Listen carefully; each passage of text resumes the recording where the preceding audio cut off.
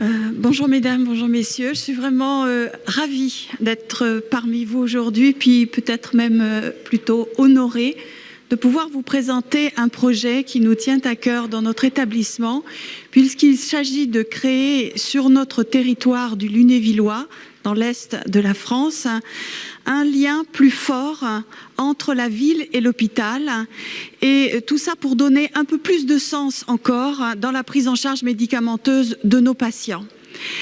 Alors, nous allons partir,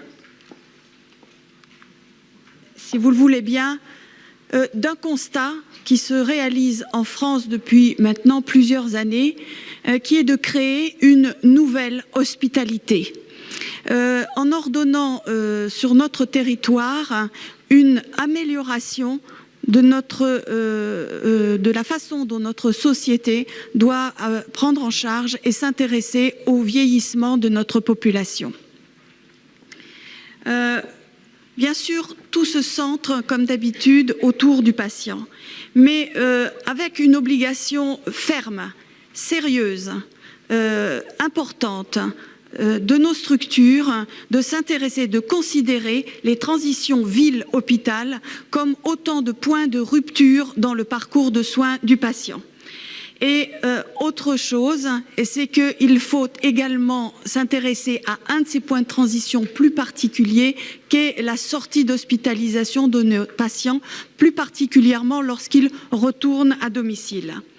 Pour cela, il faut s'appuyer sur un renforcement donc des collaborations entre les professionnels de ville et de l'hôpital, mais ce n'est pas seulement du médecin hospitalier vers le médecin traitant, c'est également des pharmaciens hospitaliers vers les pharmaciens d'officine et réciproquement, mais aussi le croisé entre pharmaciens et médecins. Et tout cela, bien entendu, ne pourra se faire qu'à partir du moment où on s'appuiera sur un système d'information que nous partageons les uns les autres.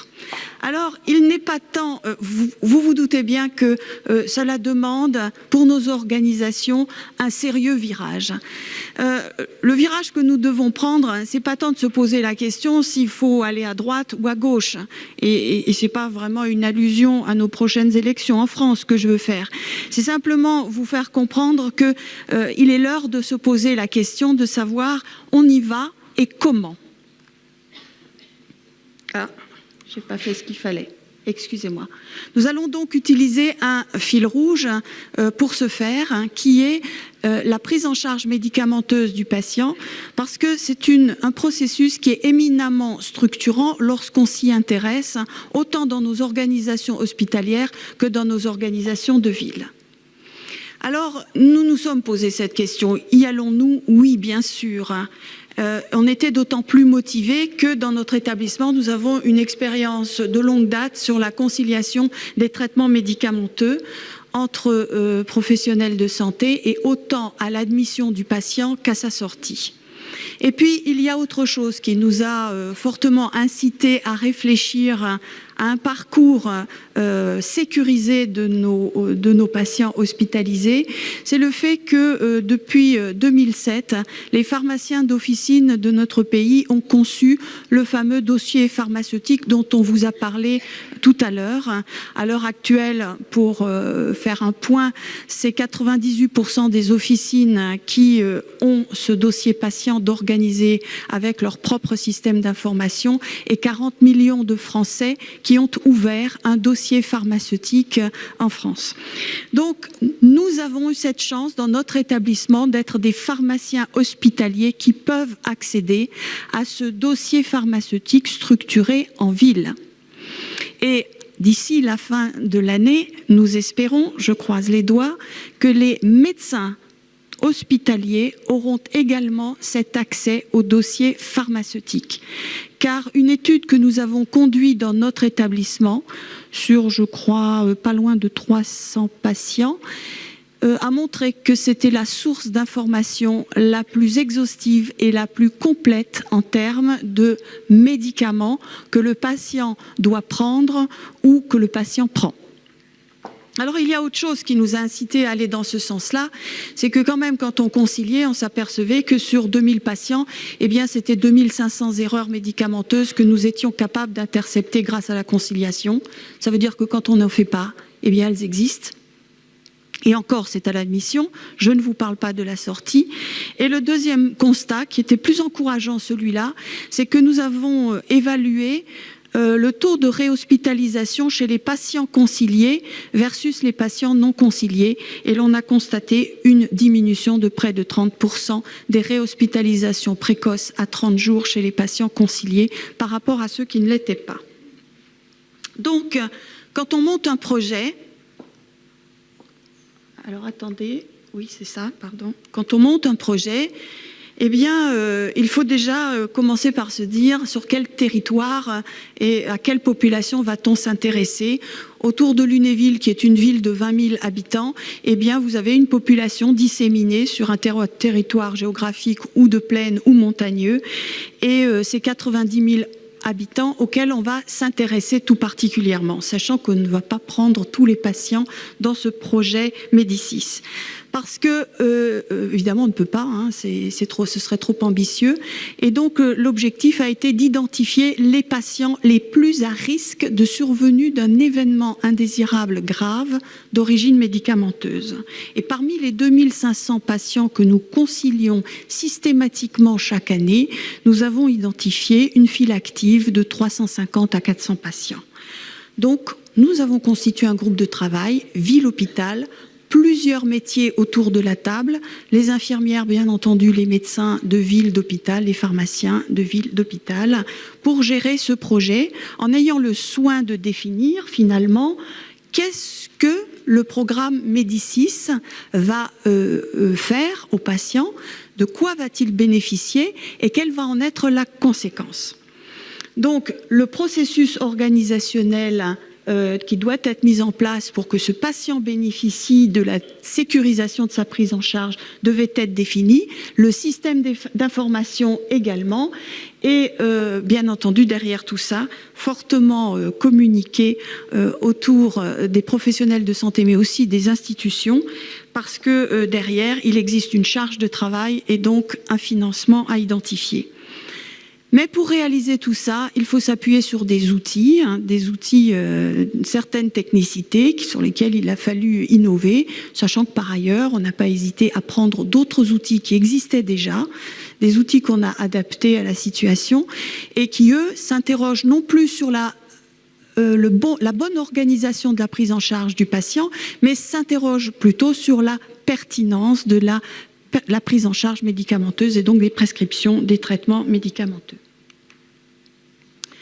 Alors, le programme Médicis, dont va pouvoir bénéficier un patient qui va rentrer dans ce programme, eh bien, c'est 6 actions pivots. Et ces 6 actions, il faut arriver à les coordonner. La première, c'est cette fameuse conciliation des traitements médicamenteux à l'admission du patient hospitalisé. Simplement pour mémoire, concilier, ça veut dire on cherche la liste des médicaments que prend le patient de façon exhaustive et complète, alors qu'il le prend de façon prescrite ou non prescrite, ou qu'il le prend parce qu'il doit le prendre, ou parce qu'il devrait le prendre et qu'il ne le prend pas. Vous voyez, c'est tout de suite un peu compliqué d'essayer de trouver cette information. Et lorsque cette information est obtenue, cette fameuse liste, elle est comparée à la prescription initiale en cours des traitements, et c'est là qu'on s'aperçoit qu'il y a des divergences assez importantes entre les deux qu'il faut rectifier.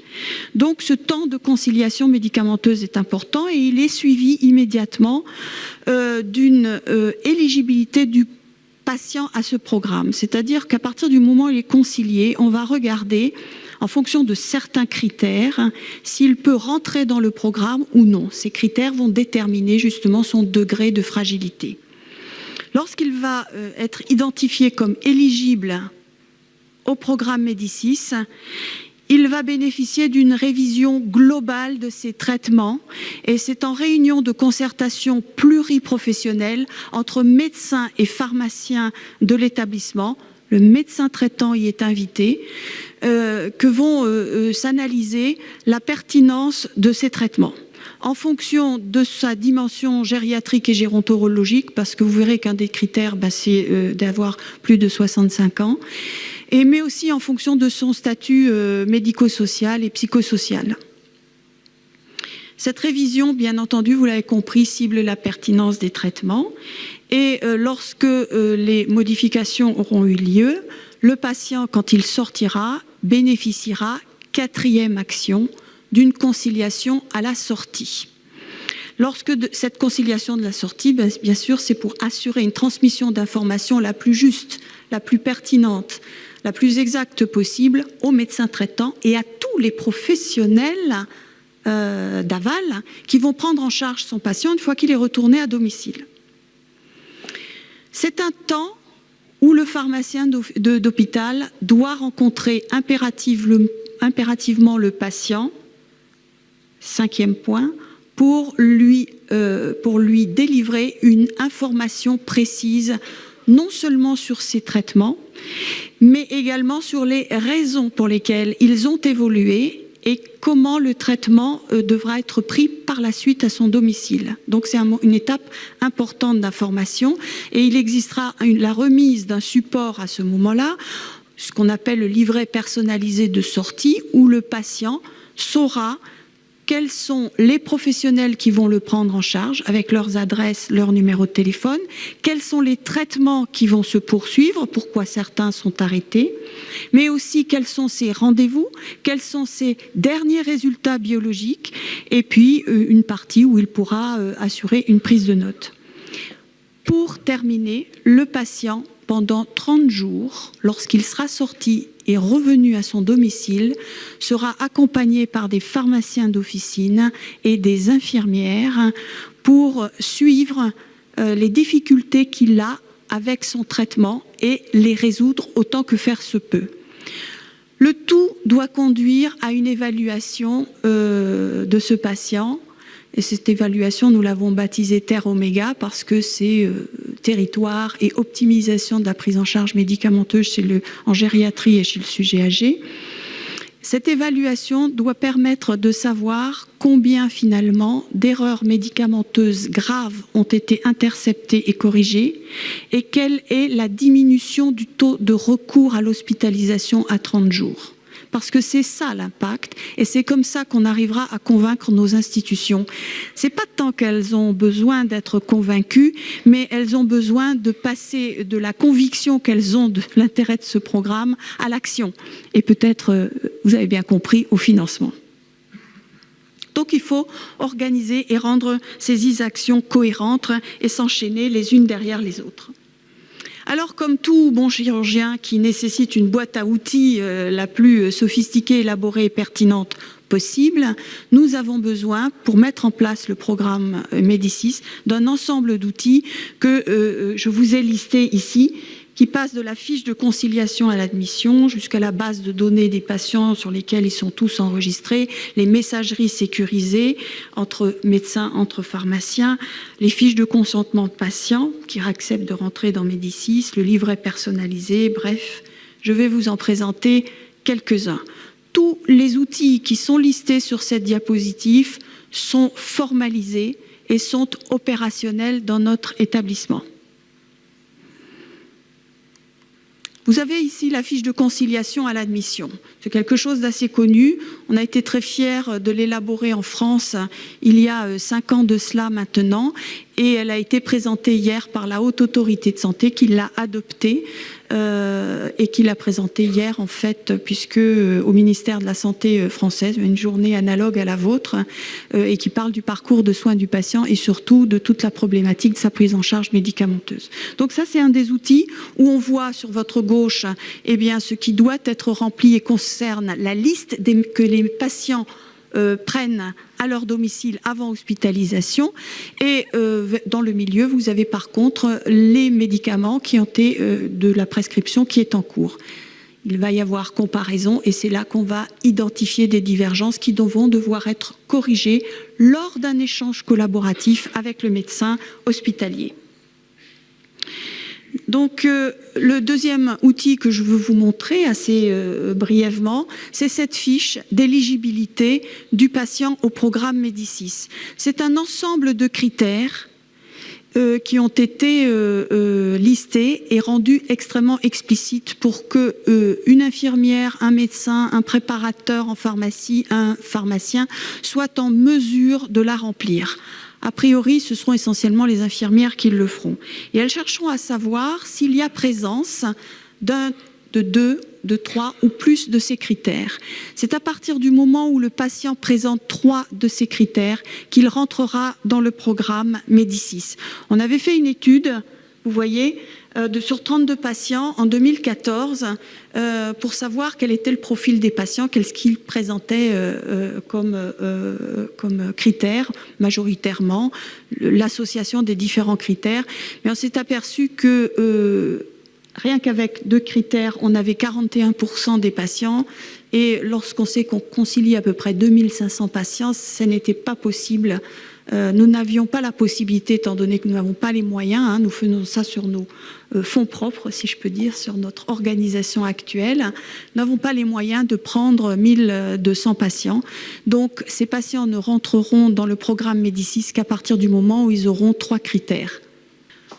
Donc, vous avez des critères qui portent justement sur le nombre d'erreurs médicamenteuses détectées, les comorbidités, le syndrome gériatrique, mais aussi les antécédents d'hospitalisation, s'il a été hospitalisé il y a 6 mois. Vous avez aussi tout ce qui touche à son autonomie et sa situation sociale, si elle est défavorable ou non.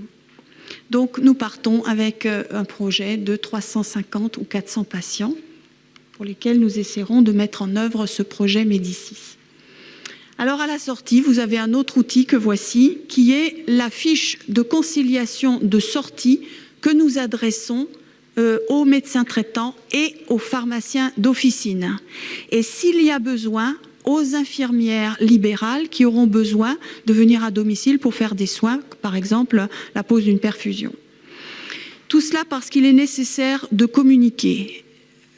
Très clairement, les hôpitaux et les médecins des établissements de santé sont très très mal perçus en ville par leurs confrères du fait de la difficulté de communication sur l'évolution des traitements médicamenteux. Nous sommes très mauvais en France. Nous avons un indicateur national que nous sommes obligés de remplir et malheureusement, il s'avère que nous ne sommes pas loin d'avoir 40% des lettres de sortie qui n'arrivent au médecin traitant que 8 jours après la sortie du patient, quand ce n'est pas 2 mois après. Et en attendant, il faut bien continuer à prendre nos malades en charge. Donc, à partir du moment où le patient a été concilié à la sortie, le médecin traitant et le pharmacien d'officine reçoivent cette lettre qui explique le traitement antérieur à domicile et le nouveau traitement qui est recommandé de poursuivre en expliquant les raisons pour lesquelles ce traitement a évolué quand un médicament n'est plus celui d'avant ou la posologie a changé ou au contraire pourquoi on a rajouté ou pourquoi on a supprimé. Donc communiquons entre nous et bien de préférence.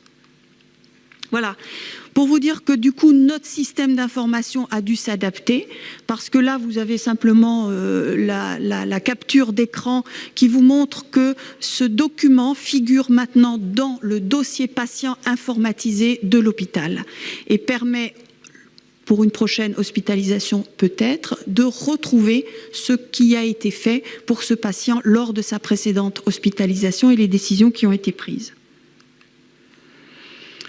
Bien sûr, au moment de la conciliation de sortie, il y a ce temps qui doit être réservé au patient où on doit le rencontrer et lui expliquer son traitement. Et non seulement lui expliquer son traitement, mais lui remettre un document qui précise ses médicaments, les anciens, les nouveaux, les modifications qu'on a apportées, les raisons pour lesquelles on a modifié le traitement.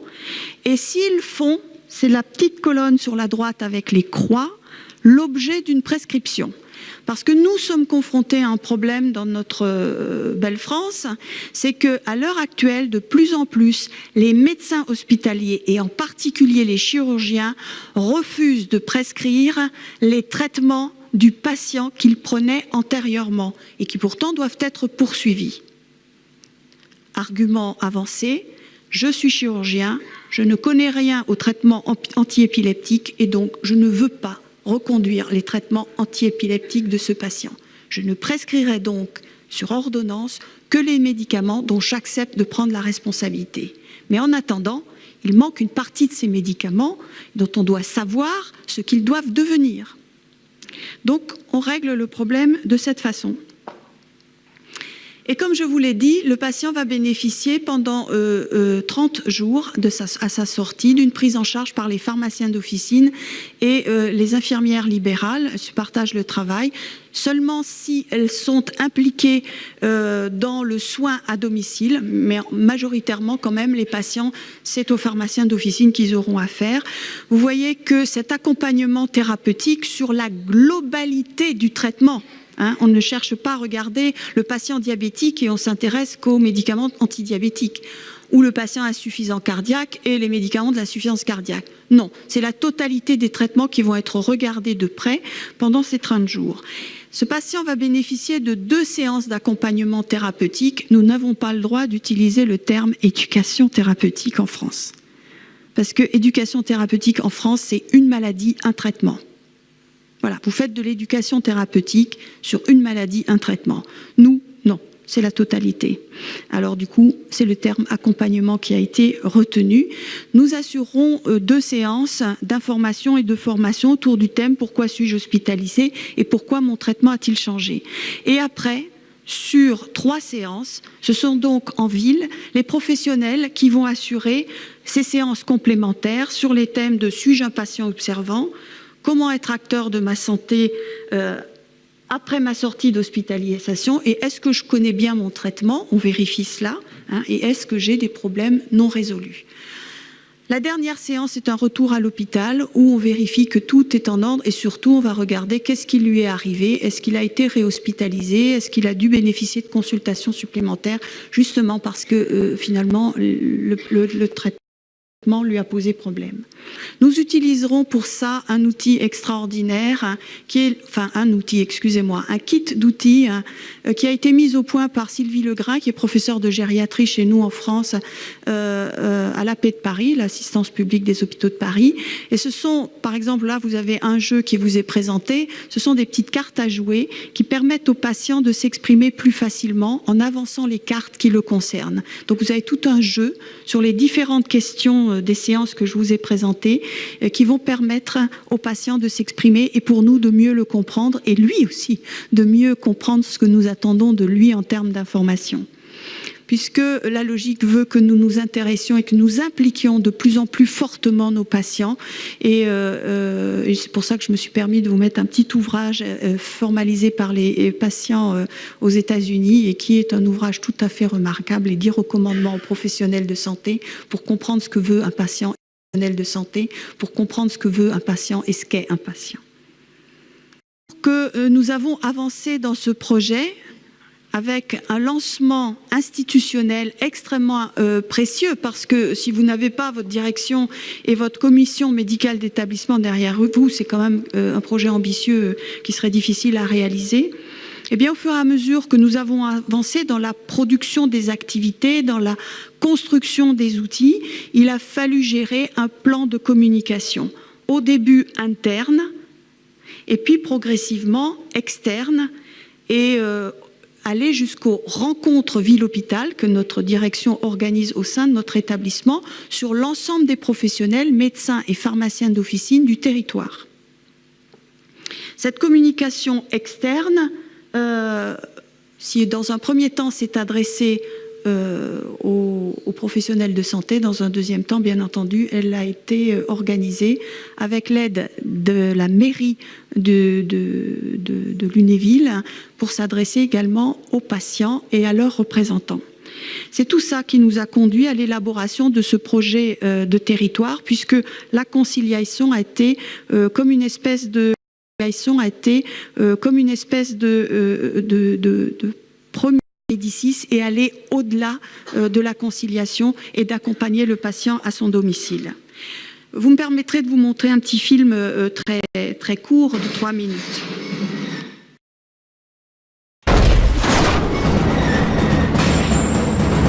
En France, selon les chiffres de la sécurité routière, 4000 personnes trouvent la mort tous les ans dans un accident de la circulation. Dans le même temps, un rapport remis au ministère de la Santé estime à 10 000 le nombre de morts liés aux médicaments. Une grande partie de ces décès est due à une erreur médicamenteuse. De plus, 130 000 personnes seraient hospitalisées suite à un événement indésirable grave lié aux médicaments. Cette catastrophe sanitaire silencieuse a un coût près de 400 millions d'euros en moyenne par an. Pourtant, à l'image des moyens déployés pour lutter contre le nombre de morts sur les routes, il existe des solutions pour diminuer le nombre des victimes suite à une erreur médicamenteuse. Analyse des prescriptions par le pharmacien, utilisation du dossier pharmaceutique, éducation thérapeutique, conciliation. La conciliation des traitements médicamenteux est l'une de ces solutions. Très courante en Amérique du Nord, la conciliation s'appuie sur une très forte collaboration médecin-pharmacien. Elle a pour objectif d'empêcher la survenue d'erreurs médicamenteuses et de garantir ainsi une meilleure qualité des soins. La conciliation démarre dès l'admission à l'hôpital lorsque le patient rencontre un professionnel de santé. Ce dernier l'interroge sur ses traitements et ses allergies, mais il n'obtient pas toujours de données fiables. Grâce à la conciliation, le pharmacien intervient et poursuit les investigations.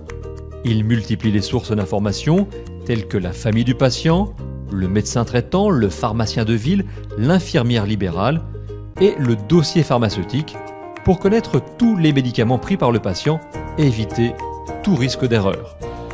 Ce travail d'enquête, long et minutieux, s'achève par la formalisation d'une liste exhaustive et complète des médicaments effectivement pris par le patient. Dès qu'il a connaissance de l'intégralité du traitement, le médecin hospitalier établit de nouvelles prescriptions sans risque. La conciliation des traitements médicamenteux est un outil efficace pour un décloisonnement entre la ville et l'hôpital. Dans le processus de conciliation, lorsque le patient quitte l'hôpital, il rencontre une dernière fois le médecin et le pharmacien. Ces derniers lui expliquent les changements de traitement à l'aide d'un document qui lui est remis et l'encouragent à ouvrir un dossier pharmaceutique auprès de son pharmacien d'officine et à établir la liste des médicaments qu'il prend à domicile. L'ensemble des informations sur le changement de traitement est immédiatement transféré à la sortie même du patient par messagerie sécurisée à son médecin traitant et son pharmacien d'officine. Ces professionnels de ville prennent alors le relais de façon efficace. La conciliation des traitements médicamenteux permet le partage d'une information complète et sûre. Elle diminue les risques liés aux médicaments et sécurise le patient.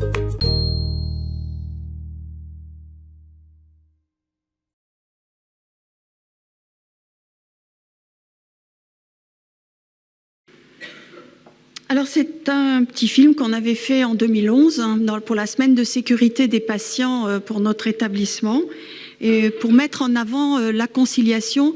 Mais depuis, nous sommes conscients que la conciliation doit aller plus loin puisque au domicile, lorsque le patient est retourné à son domicile, qu'il n'est pas dans un établissement de soins de suite et de réadaptation, qu'il n'est pas dans une maison de retraite, qu'il n'est pas dans un établissement d'hébergement pour personnes âgées, qu'il est chez lui.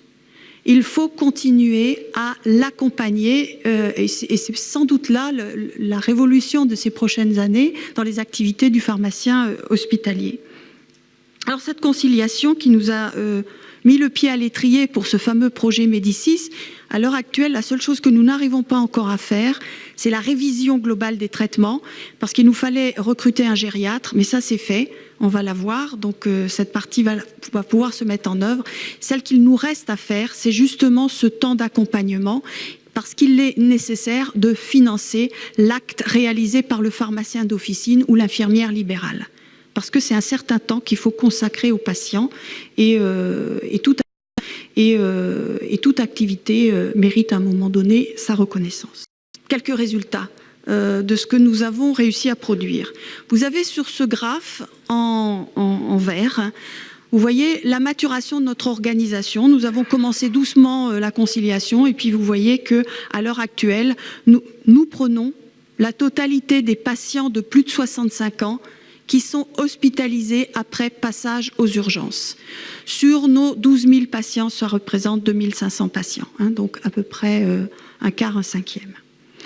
L'histogramme bleu, c'est quelque chose qui nous avait interpellés au début, mais maintenant on a bien compris que jamais les barres bleues ne diminueront tant qu'on n'a pas un système d'information totalement partagé entre la ville et l'hôpital. Et ce n'est pas tout de suite chez nous en France. Parce que le dossier patient informatisé national, c'est quelque chose qui malheureusement ne fonctionne pas bien en France. Mais on a de l'espoir parce que c'est ça la solution quand même un jour. Hein. Voilà. Donc ces barres bleues, qu'est-ce qu'elles représentent en fait? Le pourcentage de patients qui, à l'admission, le premier jour où ils arrivent, avant même qu'on commence à les soigner, eh bien, présentent au moins une erreur médicamenteuse et c'est de 40 à 60% de nos patients, quand ils arrivent le premier jour, qui ont au moins une erreur. Et quand je dis au moins une erreur, on peut aller jusqu'à 9 erreurs et nous avons un de nos patients qui a battu les records cette année, c'est 19 erreurs médicamenteuses le premier jour d'hospitalisation. Ce qu'il faut comprendre, c'est que ces erreurs ne sont pas des erreurs de prescription. Ce sont des erreurs de transmission d'informations entre la ville et l'hôpital. Comment voulez-vous qu'un médecin hospitalier prescrive un médicament alors qu'il ne sait pas que ce médicament est prescrit en ville, au domicile du patient, vous voyez, mais il n'a pas l'information. C'est ce type d'erreur qu'on intercepte. Voilà. Alors nos résultats, très concrètement, depuis 1er janvier 2010, où on a commencé, hein, on y a réfléchi en 2009, nous en sommes, je crois, maintenant à plus de 10 000 conciliations. Ça représente 4 200 patients qui ont au moins eu une erreur médicamenteuse, mais comme je vous l'ai dit, jusqu'à 9. Ces 10 200 erreurs médicamenteuses corrigées, eh bien, on a regardé quels étaient leurs degrés de gravité, parce que toutes les erreurs ne sont pas graves, bien entendu. 5,2% de ces erreurs sont graves. Grave veut dire hospitalisation prolongée, transfert en soins intensifs, handicap provisoire permanent ou pronostic vital en jeu, décès. Ça veut dire grave, d'accord ? Et ça représente 4,2% des patients, puisque un patient peut en avoir plus qu'une. Ces chiffres-là, c'est les chiffres les plus faibles de la littérature. En France, les taux publiés sont plutôt plus élevés que ça, et dans la littérature également. Mais parfois, il faut s'interroger sur la méthodologie et si on définit bien tous la même chose. Pour ça, j'ai entendu parler de définition et de sémantique, et c'est vraiment important que nous ayons tous la même. 8 médicaments en moyenne par bilan, 33 minutes pour concilier, 33 minutes rajoutées à chaque minute, mais étalées sur 24 heures, sur 48 heures, sur 72 heures. Et nous avons des patients qui quittent l'hôpital et on ne sait toujours pas ce qu'ils ont comme traitement. Ça peut être très compliqué. Les patients les plus compliqués sont les étrangers. Les étrangers, chez nous à Lunéville, dans l'est de la France, ce n'est pas le luxembourgeois qui s'est égaré. Ce n'est pas le Syrien qui vient se réfugier chez nous, c'est le Parisien ou le Bordelais qui vient à Lunéville parce que les Vosges ne sont pas loin et que c'est sympa d'aller s'y balader. Voilà. Parce qu'à partir du moment où un Français arrive sur une autre partie du territoire, eh bien c'est très très compliqué de retrouver son traitement. D'où l'importance des systèmes d'information partagés. 22 minutes pour concilier à la sortie en ayant informé le patient sur l'évolution de son traitement. Je voulais vous montrer ici que le cas de Lunéville n'est pas un cas isolé. Dans l'étude MEDREC, c'est les high fives de l'OMS, ce fameux projet, 5 projets de santé publique, 5 pays, 5 ans d'études. La France s'y est inscrite pour Medication Reconciliation. Et vous avez là les résultats que l'on peut observer pour les 9 établissements qui ont participé et le recueil de données sur leurs travaux. Sur 148 000 patients éligibles, ce qui veut dire les patients de plus de 65 ans hospitalisés via les urgences, nous en avons pris en charge sur ces 5 ans, à nous 9, à peu près 23 000. 23 000 de ces patients, 22 863 patients. Et nous avons intercepté, le premier jour de l'hospitalisation, 21 320 erreurs. D'accord ? Mais aussi 23 380 divergences, c'est-à-dire il y a un écart entre le traitement de ville et le traitement hospitalier qui est voulu, mais que le médecin hospitalier n'a pas documenté. Vous imaginez quand le patient va sortir, comment on va s'y retrouver pour savoir entre les deux informations laquelle est la bonne, puisqu'on ne sait pas pourquoi il y a eu les changements. Donc ce ne sont pas des erreurs médicamenteuses, celles-ci, mais ça peut être source de survenue d'une erreur médicamenteuse. Le plus stupéfiant, c'est ce nombre d'erreurs médicamenteuses. Les 9 établissements, nous rencontrons les mêmes taux. Nous avons à communiquer entre nous, nous n'arriverons pas à résoudre ces problèmes et il nous faut avoir les supports d'information partagés. À l'heure de Bing, Google et Yahoo, et stupéfiant de voir le retard et l'immaturité que nous avons dans nos systèmes d'information. Là, c'est simplement pour vous montrer l'étude que nous avons menée sur 382 patients et entre les patients conciliés et les patients non conciliés, la diminution de 29,3% du taux de réhospitalisation précoce.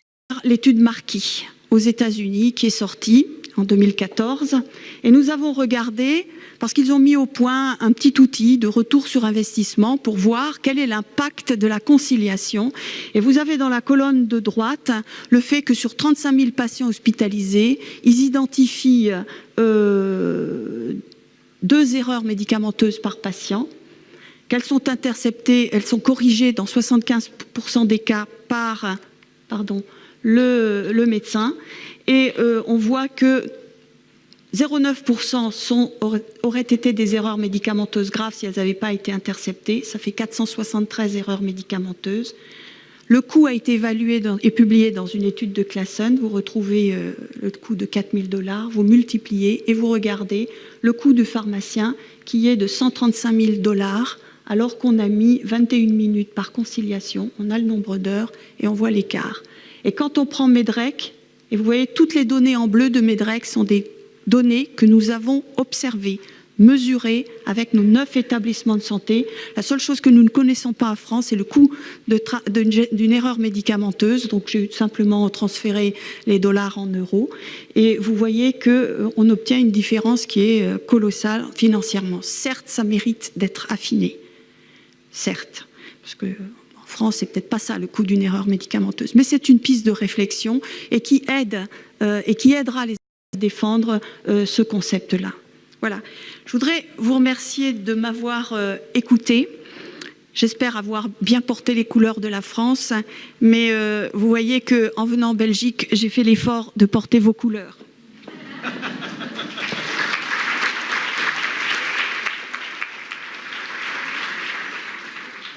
Ce n'était pas